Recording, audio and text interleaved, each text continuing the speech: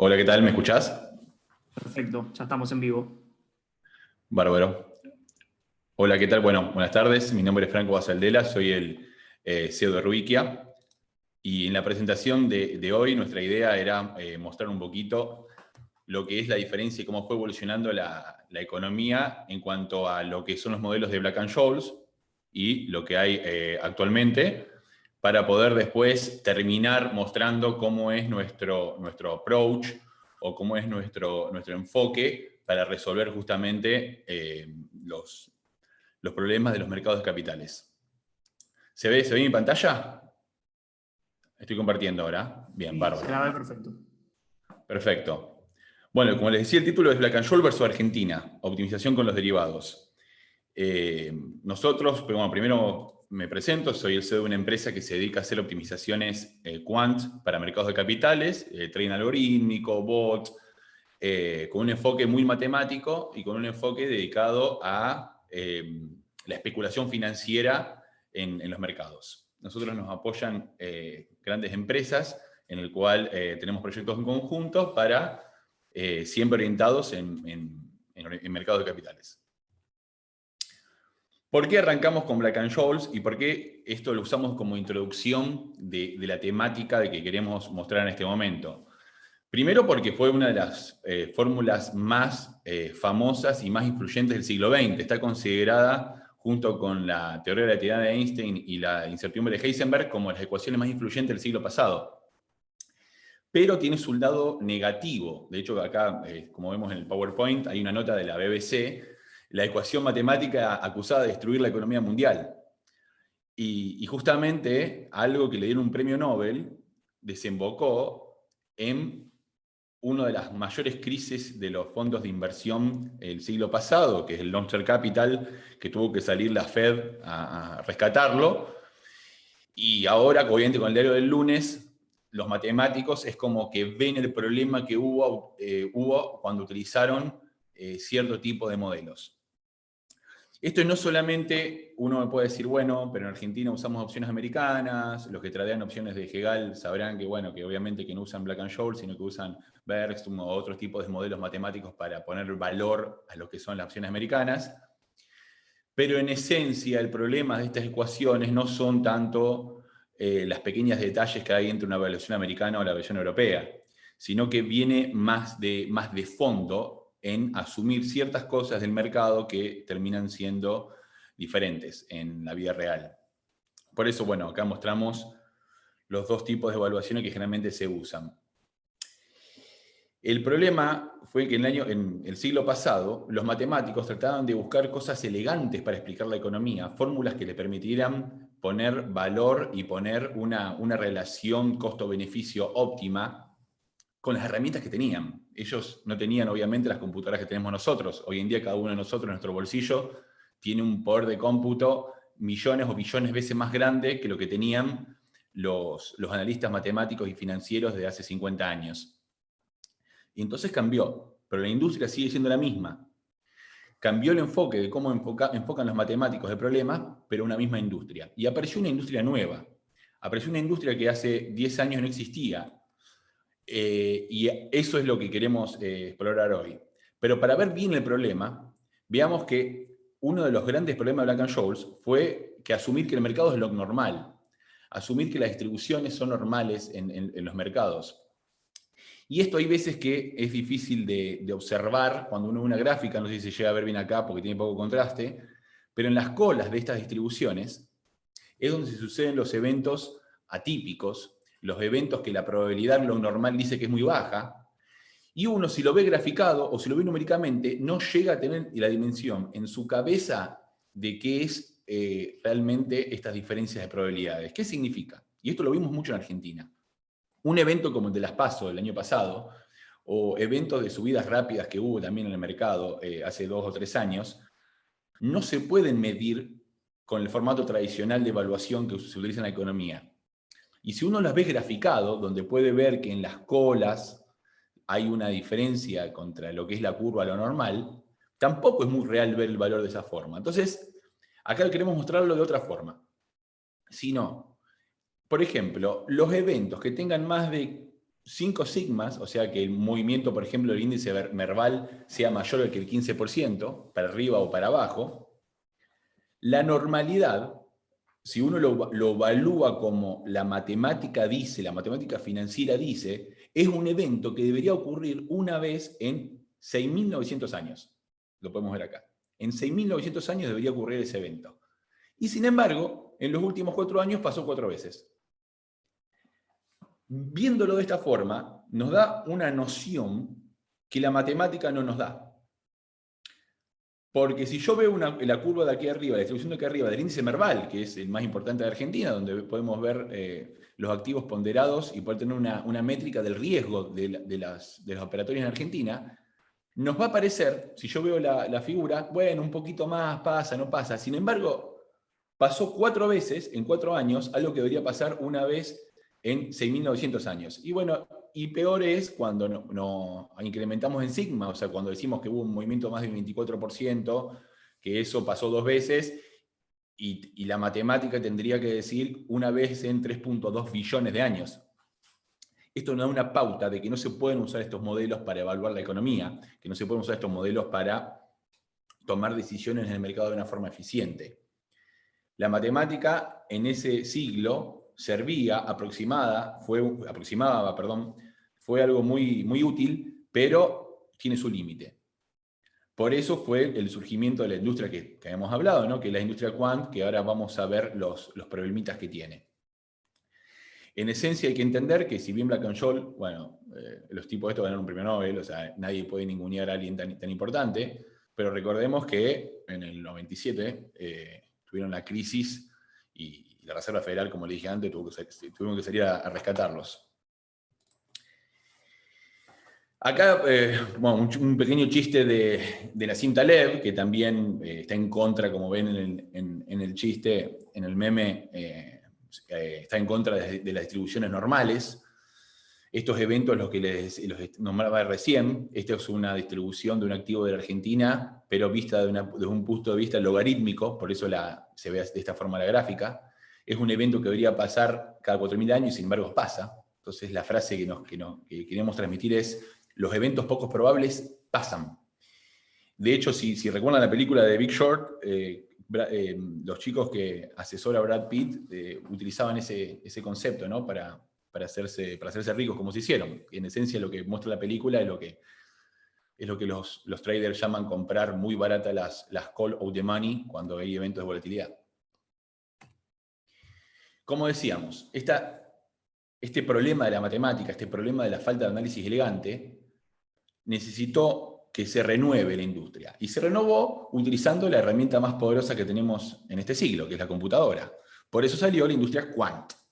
Pero nuestra quant, que si bien es joven, tiene un avance significativo en lo que es el volumen negociado. Como podemos ver, el 40% del volumen tradeado utiliza estrategias quant. Todas esas estrategias, que es un mix entre lo que es la computación, el computer science y la matemática, y por supuesto el conocimiento del mercado, generó el sobrevolumen en algunos activos de Wall Street. ¿Pero qué pasó? Al ser una industria virgen y joven, hay un descalabro en los recursos humanos. Hay programadores en Wall Street que llegan a ganar más de $500.000 o $1 millón al año haciendo análisis quant y research de inteligencia artificial. Y sin embargo, sus algoritmos no ganan plata. Entonces, imagínense una firma que le pague $1 millón a un empleado para que le haga un algoritmo, para que haga su super research quant, y ese algoritmo pierde. Esto habla de la inmadurez de la industria y de que todavía tiene que dar un salto cuántico entre los dos mundos, el mundo de la matemática alta estadística y el mundo de la computación como herramienta que les permita resolver los problemas que de forma pura no se pueden resolver. La elegancia es para los sastres, decía Einstein. Y acá pasa lo mismo. Black-Scholes fue una fórmula muy, muy elegante, muy pura, pero sin embargo tiene consecuencias muy graves. Pero para eso, acá le quería mostrar nuestro enfoque, que es el enfoque de la optimización más que de la predicción. Imaginemos que tenemos que comprar un activo, o que queremos comprar un activo, invertir en algo, y nos dan datos, nos dan una corazonada, lo escuchamos a Alberto Fernández hablando bien de una acción, o hacemos un análisis técnico, contratamos un equipo de research y nos dicen que el MACD con el RSI, con el CCI, nos genera una señal de compra. O un análisis fundamental, vemos los ratios del balance de una empresa y nos parece que es sólida. O algunos quant generan un mean reversion que dice que probablemente ese activo va a converger la media, etcétera, etcétera, etcétera. Todo eso desemboca a que nosotros tenemos que comprar el activo o ir al alza. ¿Qué significa? Que si el activo sube, nosotros ganamos dinero y si baja, perdemos dinero en caso del cierre. Es un enfoque muy simplista, pero síganme porque después la vamos a complicar un poco más. Ahora, obviamente que usando opciones, existen otras estrategias para tomar otro tipo de posiciones en el mercado utilizando los derivados como opciones. Entonces ahora se reformula el problema y se puede llegar a decir, si yo no quiero perder más de tanto dinero, ¿qué estrategia existe en el mercado que me dé un mayor valor esperado? Eso que parece algo muy sencillo, cambia a nivel computacional de ser simples fórmulas, como cualquier indicador técnico, como cualquier análisis quant de revolución a la media, a abrir un mundo de posibilidades a nivel de computación. ¿Sabían que existe más posibilidades de inversión en cada segundo que átomos en el universo? Y no estamos hablando de posibilidades de inversión porque hay gente que les viene a proponer que compren ladrillo en Punta del Este. No, estamos hablando de oportunidades y combinatorias distintas para aplicar en el mercado de capitales con esperanzas distintas, con riesgos distintos, con probabilidades distintas. ¿Cómo analizamos cuál es la más eficiente de una forma determinista? No estamos hablando de predicción. No estamos hablando de predicción. Predicción es otra cosa. ¿Cómo hacemos para encontrar la estrategia óptima en base a nuestro criterio en una forma rápida, ¿no? Para poder explotar esas predicciones? Existen diferentes tipos de análisis para capturar datos, capturar valor desde el punto de vista quant y desde el punto de vista de predicción. Por eso nosotros queremos dejar bien en claro la diferencia de lo que es predecir y la diferencia con lo que es optimizar.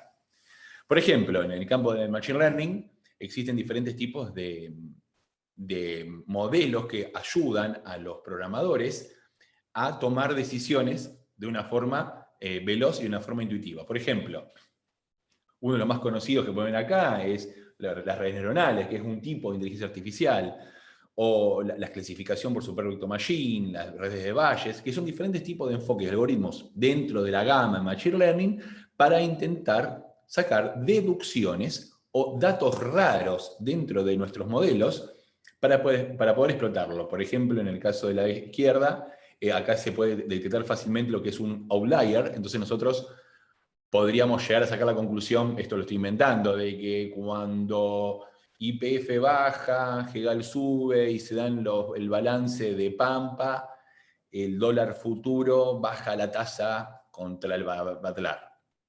Eventos aislados que se producen una vez en determinadas circunstancias. Nadie nos garantiza que va a volver a suceder ese mismo evento, pero lo que sí hacen estas tecnologías es encontrarnos hechos aislados. Ahí está el factor humano para poder identificar, para poder cuantificar qué tanta verdad hay atrás de ese modelo. Uno de los ejemplos más claros del mundo es llevándolo al absurdo. Si yo les digo que el 70% de los días de un año donde mi perro ladra a la mañana, la bolsa de Tokio sube al día siguiente. Si bien quizás Machine Learning, si yo le pongo toda esa información, me puedo capturar esa anomalía. La anomalía es de ese 70%, pero no tiene nada que ver la causa con la consecuencia. Entonces ahí está el criterio humano para que toda la salida, todo ese output que pueden generar los diferentes tipos de modelos de inteligencia artificial, poder interpretarlos y sacar una conclusión que sea lo más coherente posible. Entonces, ¿dónde la optimización hace diferencia? Tanto en análisis técnico, yo particularmente no creo en análisis técnico, pero hay mucha gente que lo usa, uno puede buscar cuáles son las combinaciones de análisis técnico que satisfagan su premisa inicial. Del lado del agroproductor, del lado corracopio, obviamente que para el campo, todo el sector agro es infinito, ¿no? los arbitrajes del mercado por pura especulación, cómo colocar activos para los fondos de inversión, la generación de market making, y también, por supuesto, el hedgeo y ya las estrategias más avanzadas cuando uno quiere operar comprando volatilidad y tiene que hacer un análisis un poquito más complejo. Para el final, lo que le vamos a mostrar es un ejemplo salvaje, operando con optimizaciones contra Nasdaq. Si bien quiero dejar claro que, bueno, que yo no soy partidario para nada de análisis técnico, pero imaginemos este enfoque. Sobre un activo particular, imaginemos que podemos correr infinitas estrategias de MACD, RSI, Bollinger, crossover, los que sea, todos los indicadores técnicos que haya, con diferentes tipos de parámetros. Es como el cruce de media, que uno dice, una cruce de media 100, 200, creo que le dicen el Golden Cross. Bueno, ¿por qué 100, 200 y no 101, 203? Imagínense que uno puede probar todas las combinaciones para todos los tipos de activos. Y una vez que tiene la salida de todas esas combinaciones, lo que se fija es justamente en eso, la salida. ¿Cuál de todas esas combinaciones hubiese tenido mayor retorno? ¿Cuál hubiese tenido un menor drawdown? Por ejemplo, no más de un 5% de drawdown. Drawdown es lo máximo que puede caer tu rendimiento haciendo backtesting. Lo máximo que cayó tu rendimiento haciendo backtesting. ¿Cuántos trades fueron exitosos? ¿Cuántos trades no fueron exitosos? ¿Qué porcentaje de trade hizo? Porque quizá una estrategia nos dio que ganó el 100% porque entró una sola vez, en 3 años. Entonces eso no es un indicador muy válido. Bueno, ahora con una optimización uno puede buscar dentro de toda esa maraña de combinaciones de análisis para encontrar cuál es la más eficiente y por lo menos, no digo que con esto va a ganar plata, pero no se queda tranquilo que su research tiene un fundamento backtesteado, por así decirlo. Ahora se pone un poquito más interesante, del lado del agroproductor. Un productor inherentemente está comprado. Siempre está comprado en lo que está produciendo, obviamente, ¿no? Entonces, imaginemos que un productor tiene 10.000 toneladas de soja y de trigo. Él, lo que generalmente hacen es o cubrirse vendiendo futuros, o lanzar alguna call, o comprar alguna put, pero no hacen estrategias eficientes. ¿Qué significa? Imaginemos que el productor, para satisfacer sus gastos, no puede perder a lo que es el precio de hoy del activo más de, en este ejemplo pusimos X. Ahora bien, ¿cuál es la combinatoria de opciones que hay en el mercado tal que se maximice lo esperado, o sea que la probabilidad por lo que va a ganar el productor sea lo mayor posible, pero siempre y cuando no pueda, en ningún caso pueda perder más de lo que él necesita? Una forma de estar cubierto. Esto es una forma un poquito más óptima del famoso hedging delta neutral, o cobertura, o piso y techo, que son cositas muy simples, quizás son fáciles de vender para los acopios, pero no son eficientes para el lado del productor. De la misma forma, después lo podemos poner del lado del acopio y hacer la regla contraria para tomar una posición diferente en el mercado. Acá, como vemos en esta pequeña animación que nos hizo nuestro departamento de diseño, se ve que puede haber un montón de combinaciones distintas entre calls y put, y venta y compra, y dar vuelta a la posición, que puedan satisfacer o no las restricciones que tenga, en este caso, el productor. Como les habíamos dicho antes, también existe del lado del corracopio. El corracopio inherentemente está vendido porque tiene que comprar soja.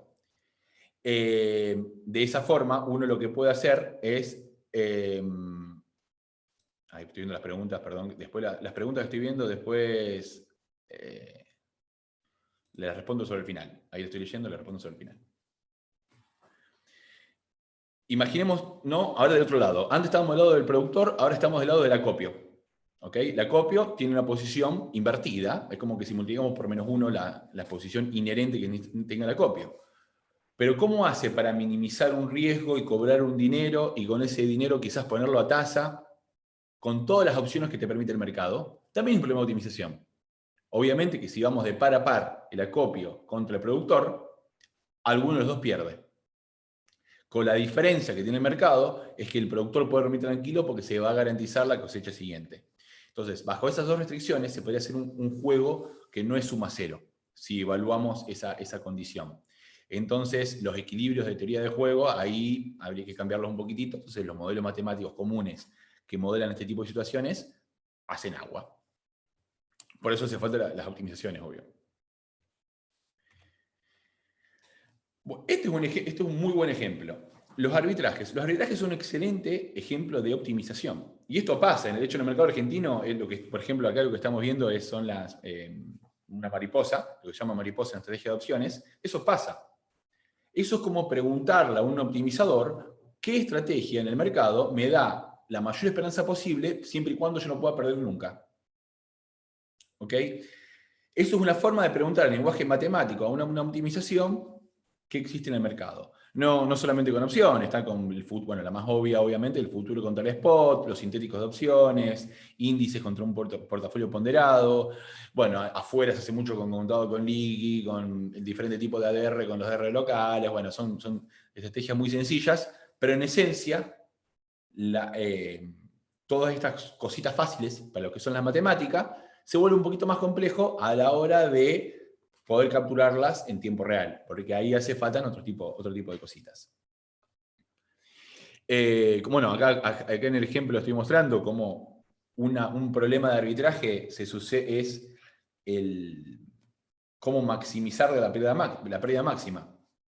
Pero suena contradictorio. Pero si yo quiero maximizar en valor la pérdida máxima, y si yo cuando pierdo pongo un número como negativo y cuando gano en positivo, si yo quiero que ese número negativo sea lo más alto posible, es un problema de optimización. Pasa a ser un problema de optimización, y entonces si mi pérdida máxima es mayor que 0, es un arbitraje. Por eso se puede pensar al revés. Asset allocation. Como arrancamos la presentación hablando de Black-Scholes, Fisher, Merton y todos esos economistas tan famosos del siglo pasado, de la misma forma podríamos haber arrancado con Mark Horowitz. Y la presentación hubiese sido exactamente la misma porque les pasó exactamente lo mismo. Markowitz, cuando hizo su análisis de covarianzas y presentó su teoría de portfolio eficiente, que hizo la frontera eficiente de Markowitz, si bien fue genial para el momento, él tenía un problema. De hecho, los invito a que vean, está en YouTube el seminario que da en la CEBO, en la conferencia en Chicago, y que el tipo hablaba de los problemas que tenía como matemático y que usaba las covarianzas porque las tablas de covarianzas le eran fáciles a sus ayudantes para poder sacar conclusiones. O sea, él cambió su modelo matemático acorde a las herramientas que tenía. Nosotros ahora podemos ser a lo mejor 1.000.000 de veces menos inteligente que Markowitz, sin embargo tenemos 10 trillones de veces más poder de cómputo.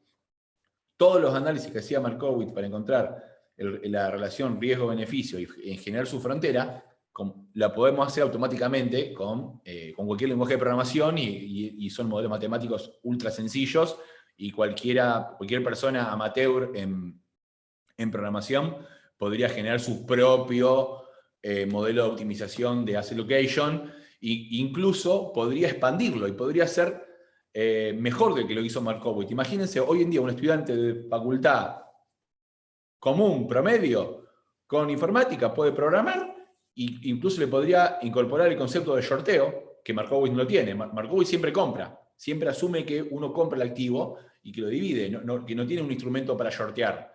No tiene el concepto de un futuro que uno puede shortear, o en Estados Unidos cuando uno puede shortear los papeles. Tampoco el concepto del tiempo, de poner el dinero en cobrar en caución, etc. Y sin embargo, hoy un estudiante de primer año normal podría generar un modelo de evaluación más potente que el de Markowitz. Y lo mejor de todo, que no solamente se podría basar en un solo mercado, sino que podría abarcar una gran variedad de mercados en tiempo real. Acá viene un poquito más el tema. Market makers. En los market makers es más complicado el análisis de market maker que los análisis anteriores de hedgeo o los análisis anteriores de asset allocation, porque no hay forma de backtestearlo. Uno puede presumir que si yo coloco puntas en el mercado de determinada forma, me podrían llegar a agredir de determinada forma, pero uno puede saber a ciencia cierta qué pasó. Cuando uno toma una posición en el mercado, por ejemplo, de opciones, se llama un enfoque looking forward, porque siempre se mira para adelante. Yo ya puedo garantizar mi posición. Exceptuando, alguno me va a decir, bueno, por si te ejercen, exceptuando esos detalles, uno puede casi garantizar la posición. Sin embargo, una operatoria con market maker es un poquito más complicada. porque uno no sabe cómo va a reaccionar el mercado hasta determinados eventos, y eso también es un limitante, hay un limitante tecnológico que les perjudica a los market makers en la mayoría de las bolsas del mundo, hasta en Chicago, que es lo que se llama las protecciones delta neutral. En bolsas muy sofisticadas, los que tienen el contrato de market maker pueden especificar cuánto delta se pueden llevar de su posición. Imagínense que ustedes son market maker, por ejemplo, de petróleo, como el evento que pasó hace pocos meses. Entonces, vamos a suponer que son market maker conservadores y que están poniendo una posición, una punta, 10 contratos y 10 contratos, que es lo mínimo que le pide un contrato de market maker. Claro, si Arabia Saudita se le ocurre bajar el precio de petróleo a mínimos y usted tiene que garantizar estar en la punta en el mercado, le van a barrer todos los precios. O sea, todo lo que pongan le van a dar, y ustedes pueden quedar al día, a la noche, con una posición ultra negativa y con un delta que ustedes no quieren. Recuerden, como market maker, el objetivo que ustedes tienen que llegar es a tener posición cero. Es como el arbolito, digamos, el arbolito que pueden ver la peatonal. Pero nada más que un arbolito más técnico. ¿Cómo pasa eso? ¿Eso qué problema trae? Y cómo un market maker va a querer cotizar toda una sábana de strike de opciones si ante un evento donde sale el futuro le pueden llevar todas las puntas de las put o de las call y quedar expuesto en delta. Para eso las bolsas sofisticadas tienen lo que se llama la protección delta neutral. De nuevo, ¿cómo garantizar tener la posición más neutral posible, neutralizando las griegas, el delta, el gamma, etc., y una estrategia que le permita cubrirse a las posiciones de ese market maker? De nuevo, es un problema de optimización. Seguimos con los ejemplos. Delta neutral, delta hedging. Este es posiblemente el ejemplo más fácil y más común y el que todo el mundo conoce de cómo podemos neutralizar una posición de activos financieros utilizando matemática y computación. El objetivo de esto, está claro, es no estar expuesto al mercado, no estar expuesto a una suba, como dijimos antes, o con una baja, perdón, del petróleo. Entonces, tener una posición de que pueda protegerlo. Ahora bien, ustedes me van a decir, bueno, si yo quiero protegerme a la suba, puedo vender el futuro.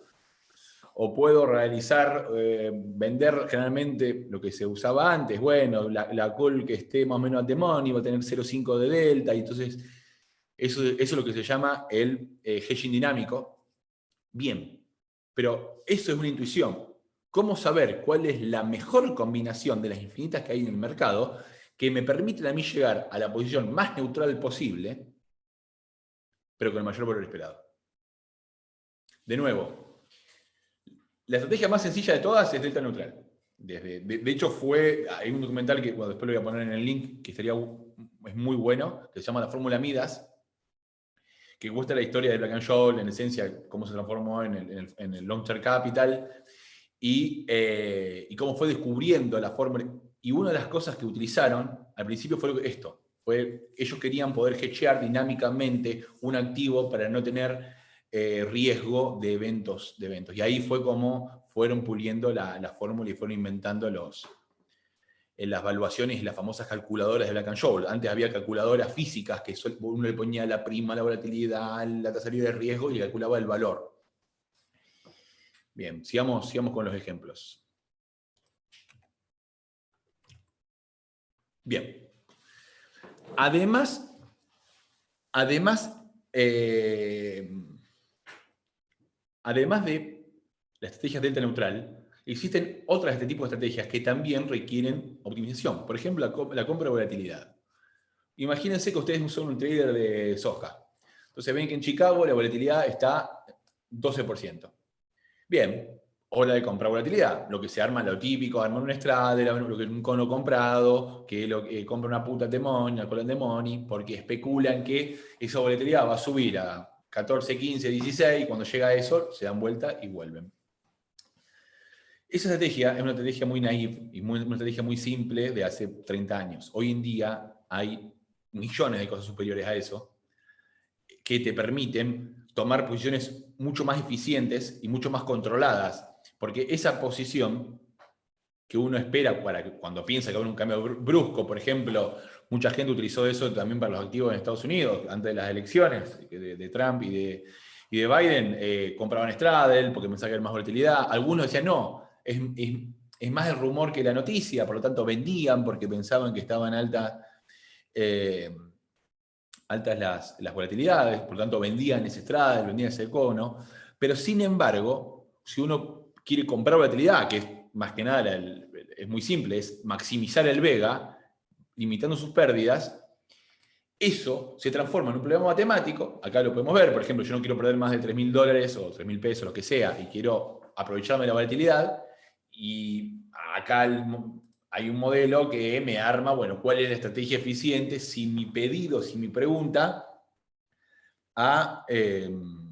si mi pregunta es, si mi objetivo es maximizar la volatilidad. Pero claro, hay que entender una cosa, mientras dejo el video. El valor esperado está intrínsecamente ligado a Black & Scholes. De hecho, uno puede llegar a Black & Scholes haciendo Monte Carlo. Monte Carlo, para los que no conocen, es probar muchas veces y ver qué pasa, qué pasa sobre el final. Uno, probando muchas veces y viendo qué pasa, podría llegar a la misma evaluación de Black & Scholes. Y todos estos valores esperados que se optimizan, inherentemente tienen el problema de la esperanza. Y la esperanza es uno de los grandes problemas de Black & Scholes, porque para calcular la esperanza hay que multiplicar por la probabilidad, y la probabilidad está asociado a asumir que el mercado es lo normal. Y ahí entran los problemas de las finanzas mundiales, y hay que ver cómo se puede resolver. Vamos a un caso más salvaje, para que se pueda comprender la dimensión de este problema. Imaginemos en Nasdaq. Imaginemos una sábana de strikes, de Apple, Facebook, lo que a ustedes les guste, que tenga 80 strikes. Solamente 80 strikes. Los que traen opciones saben que tiene muchos más. De hecho, Tesla tiene más de 200. Y no solo eso, y además hay muchas expiraciones. Hay expiraciones, la weekly, la mensual, semestral, etc. Pero tomemos una sola expiración. No vamos a hacer lo que se llama el calendar spread. No. Una sola expiración, solamente 80 strikes. Y hay muchos más. Ahora imaginemos que son 80 strikes de calls y otros de puts. Y ahora yo les digo, por cada strike no pueden comprar más de 10. O no pueden vender más de 10. También está la opción, yo les dejo la opción de no hacer nada. O sea que por cada opción en particular pueden comprar hasta 10 o vender hasta 10. ¿Cuántas estrategias hay? Existen más de 21 a la 80 estrategias en cada momento. O sea, imagínense ese número es más que átomos del universo. Ese número no es ni siquiera el número de galaxias, no hay ni, obviamente, que este número es mucho menor, granitos de arena en la playa. Es un número que casi no entra en la cabeza. Imagínense que 1.000.000 son 6 ceros, 1.000.000.000 argentino sería 12, trillón, cuatrillón, quintillón, así hasta llegar a 80. O sea, no hay un número para imaginarse. Más datos de lo que tiene Google. Uno le puede decir, pero Google también tiene unos datos gigantes, le cuenta rápido. Porque Google tiene información ya guardada. La combinación es otra cosa. Para esto se usan algún tipo de solver, pero como no son modelos lineales, la programación lineal común no llega. O sea, un solver de un Excel, del solver, por ejemplo, de Frontline o de los Excel, no llegan a resolver este problema en forma rápida. Y uno puede tener una computadora 10 años para calcular cuál es la mejor solución. ¿Qué dice la teoría? ¿Qué dicen los libros? Uno cuando lee un libro de finanzas, que está en una universidad, o ve un seminario por internet de afuera, ven las típicas estrategias. Comprar una call, como vemos acá abajo, después arman el hombro, cabeza, los straddle, los conos, las butterfly, los cóndor comprado, cóndor vendido, un montón de nombres le ponen. Pero en esencia, todas esas estrategias es un puntito de toda la playa de granos arenas que hay en las infinitas estrategias que se pueden armar de opciones. Acá de nuevo copiamos la animación que hizo nuestro equipo de diseño, mostrando cómo es la variedad de estrategias que existe para implementar en el mercado. Para que se den una idea, la combinatoria es mucho más fuerte resolver este problema que un hasheo para minar Bitcoin. Es mucho más complejo resolver una combinatoria, una estrategia en el mercado con tantas patas que un hashing de Bitcoin. para que vean el poder de cómputo que hace falta para resolver ciertos tipos de problemas matemáticos. De hecho, perdón, ahí se me equivoqué en el slide. De hecho, imaginémonos este ejemplo. Imaginemos un ejemplo donde queremos maximizar vega, como habíamos dicho antes, que queremos comprar volatilidad, pero que vamos a darle restricciones. Queremos una probabilidad de éxito mayor a 60. Después podemos hablar de qué significa probabilidad de éxito. Los americanos le dicen el POP, el Probability of Profits, que es qué probabilidad hay que mi estrategia termine arriba de 0. No quiero perder más de, por ejemplo, 5.000 pesos, dólares, yuanes, euros, lo que sea. La unidad 5.000. Y quiero ganar en la zona de 390, 500. Imagínense un activo que, no sé, que valga 400 pesos, dólares, lo que sea, y ustedes quieren terminar ganando en la zona entre 390 y 500. Esa pregunta a nivel matemático es más compleja que la minería de Bitcoin. ¿Ok? Y uno de los problemas que tiene la minería de Bitcoin es de que a la sociedad realmente están resolviendo siempre el mismo problema, siempre un hasheo, siempre hacen un hasheo automáticamente. No es un problema que pueda ayudar a la humanidad en algo, el gasto de energía y el gasto de tiempo.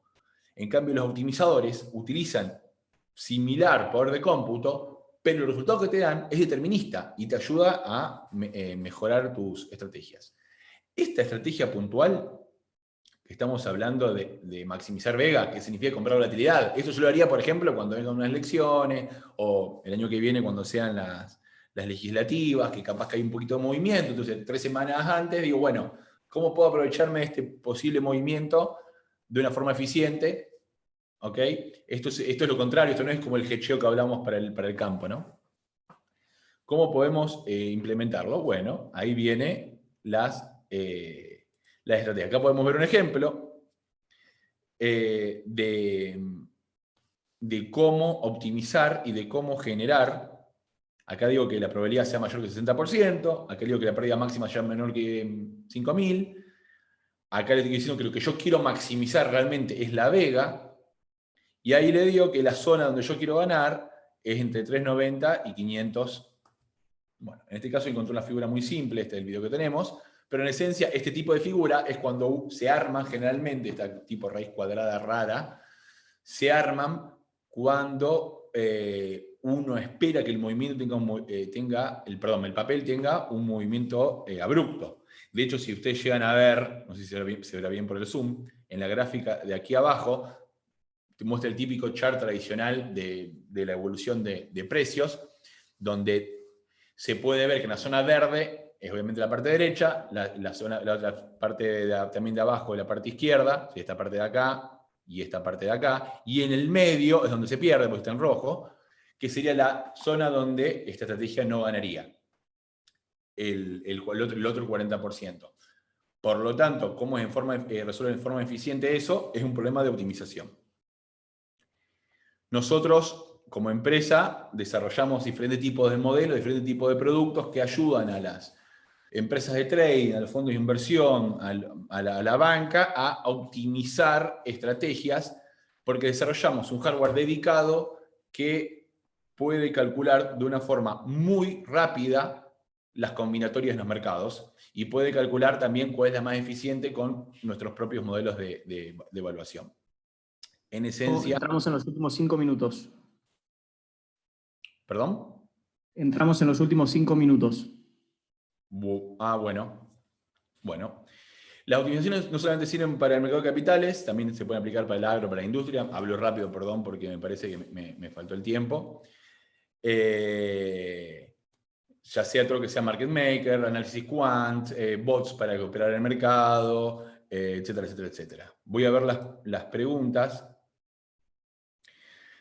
Así que, bueno. Estoy leyendo.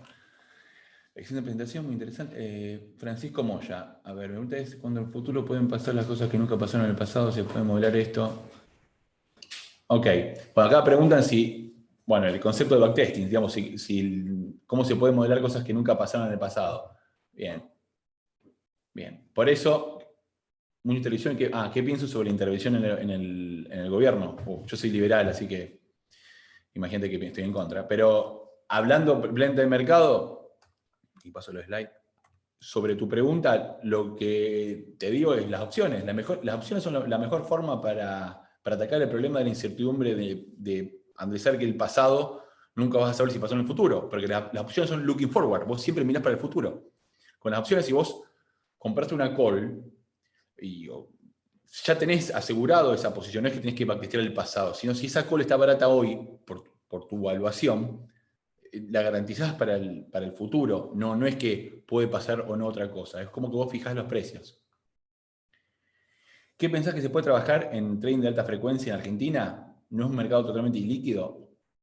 Sí, es verdad, es ilíquido, alta frecuencia, se puede trabajar alta frecuencia comparado a lo que es el humano, o sea, alta frecuencia comparado con una persona operando, obviamente que sí, comparado a lo que es Nueva York, olvídate, es totalmente otra cosa, no hay órdenes de magnitud para comparar la diferencia. La industria viene avanzando a un par de clases como ¿qué te referís con esos cambios que mencionabas? ¿A qué te referís con esos cambios que te referían al inicio? Que pierden plata. Avanza, es una forma de decir avanzar. Avanza, pero pierden dinero. Los promotores quant en Estados Unidos, vos contratás un promotor quant en Estados Unidos, tenés que pagar una fortuna y las cosas que hacen pierden. Entonces, evidentemente, pueden avanzar con todo su análisis que quieran, con todo su research que quieran y pueden modelar y jugar, hacer ciencia. Pero para la industria no sirve. Ojo, no es que todo no sirva, hay cosas que obviamente que sirven, pero quiero decir, hay toda una locura atrás de esta industria y sin embargo, porque uno puede decir, bueno, sí, muy lindo todos tus modelos, muy lindo todas tus estrategias, muy lindo todo, pero ¿ganás dinero con eso o no?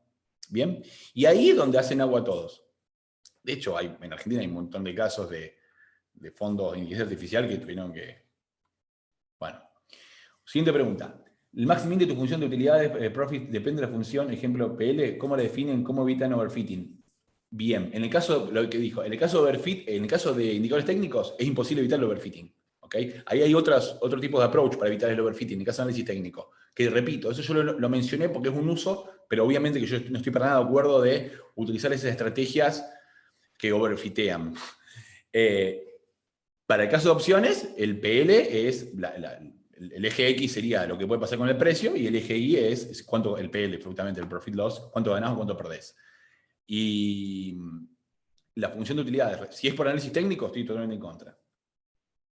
Hola, muy interesante charla. ¿Se puede aplicar la teoría de opciones de Black and Scholes para la versión de criptoactivos derivados de BTC? Sí, se puede. Se puede, pero hay que tenés que tocarlo un poquitito, porque vos, el margen, tu colateral, en el caso del cripto, son criptos generalmente. Vos no ponés dólares físicos fiat para operar, por ejemplo, en Derivit, hace eso, en Derivit. Entonces la curva no te queda lineal, te queda como una pancita. Entonces hay que tocarlo un poquito al modelo. No se puede directamente. Porque recuerda esto, el colateral que uno pone para operar, en el caso de cripto, también es cripto. ¿Ok? Entonces ahí la fórmula cambia un poquitito. Pero va por ahí. Otra pregunta. ¿Es MATLAB útil para programar? ¿Puedes repetir cómo se llama cuando se queda expuesto en Delta? ¿Te puedo pedir el mail para hacerte? Bueno, después el mail esto lo va a dar la gente de la Expo. Sí, el MATLAB es útil para programar, sobre todo porque tiene un montón de librerías. Python, MATLAB, todos esos sistemitas tienen un montón de librerías que son muy buenas y que a la gente que está arrancando le permite poder programar fácil y rápido. ¿Qué efectividad tiene una estrategia promedio? Es una pregunta muy amplia, porque depende de qué tipo de estrategia. Creo que las de todo el mundo, la estrategia promedio debe ser 0. Pero depende, eso no puedo responderlo. ¿Tiene que ver directo para generar una orden operatoria como los bots? Sí, eso es el programa. Tiene linkeo directo a la pregunta. Muchísimas gracias, muy interesante. Bueno, creo que justo respondí la última pregunta. Listo. Perfecto. Creo que respondí todas las preguntas. A ver si me queda alguna más.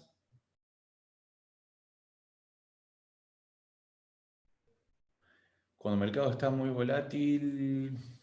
No, todo perfecto. Listo. A ver, no, para qué quiero que hay más. Franco, muchas gracias. Hasta luego. Hasta luego.